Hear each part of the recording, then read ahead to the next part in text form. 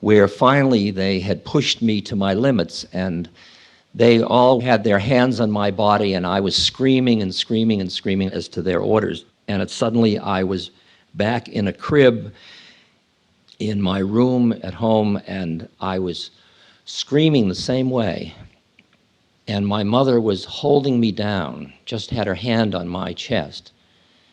And the look was a look of, I don't know what the look was.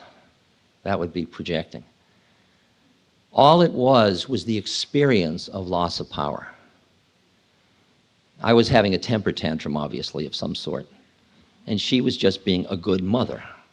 She wasn't giving way to it. She wasn't reinforcing temper tantrums, which you didn't do in those days. Later you did. And look what happened. But she didn't. And she wasn't out of like I'm a mean mother. She was just calming me down, but it was firm. And the firmness had a resistance to my power. I couldn't control the situation anymore. And the experience was one of loss of power. And when I look at business, and I look at government, and I look into the personalities of all of the politicians, and don't you see all that fear, and don't you see all that sense of not being powerful enough? And if I had the power, it would all be all right? We are caught in a drama so thick of ego structures, ego constructs that have come out of our intellectual extrapolations from our basic root conceptual models of who am I and how the world works, which has to do with fear, it has to do with feelings of pain of separateness, it has to do with power, it has to do with a yearning to come back to a certain feeling at home in the universe, at home, at one. And I think most of what we live with in politics, in business, in most of our professions, most of our lifestyles, deeply, deeply, deeply emerged in these particular conceptual plane of reality that everybody conspires to see as real. And with aging, it's absolutely amazing how this society conspires to define what aging is and then sucks everybody into believing it's true, and then they live it out. And it's a hype. It is a complete hype. It's a creation of mind.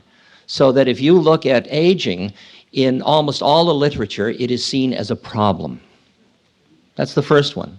Isn't that bizarre? You know, it's like the leaves turn red in the fall and you say, we got a problem. Let's get out there with the green can and paint them all green. What the hell? We can't have these leaves turning red. What's that about? I mean, it's so absolutely bizarre. Bizarre. The first thing you have to realize is you're in prison. You've been had. You bought into a conceptual model that you got trained into from birth to deal with your separateness, and it's a whole structure that you've invested with reality. And from your point of view, it's the only reality most of the time. When my father would say, Richard, come back to reality, that's the one he meant.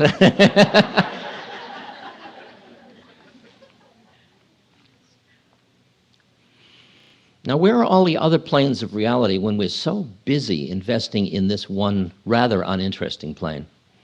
It's not uninteresting, it's actually passionately beautiful, but it's also uninteresting. If it's your only one, it's like not having cable.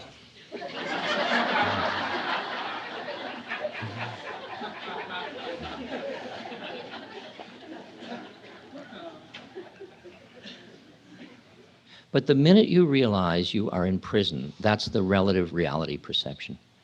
You realize you got a problem. You realize there's more than one channel. You realize there's another place from which to look. However you want to say it. You understand the theory of relativity.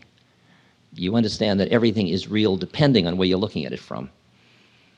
Just like you dreamt last night, and in that dream, that stuff was real. And you woke up, and then you said, I woke up. Into what? I mean, you ultimately must realize you just woke up into another one of them.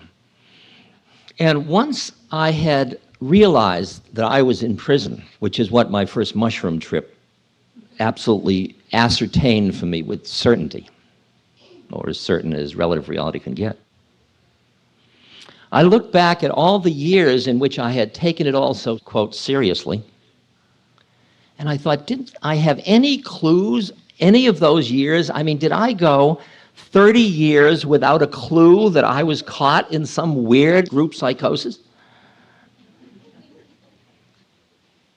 At that time, I didn't quite see it. Over the years, I began to see that as my vision of where I was looking from changed, then a number of things that had been in the background in my life started to come out as figure, and things that were figures started to recede into background, and suddenly I could see that there was a web of that information and that wisdom available, but I was busy not seeing it because of the intense nature of the plane I was seeing.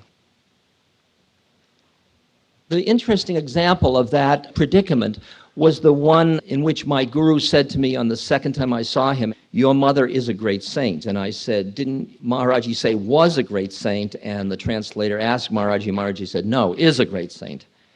And she was dead, so she was a dead great saint. So what was that? And what I experienced at the moment he said that was the realization that my mother wasn't who I had thought she was, that I had trapped her in being that Jewish middle class, nurturing, very responsible mother. And that was just who she had incarnated as. And he was saying she's a great being.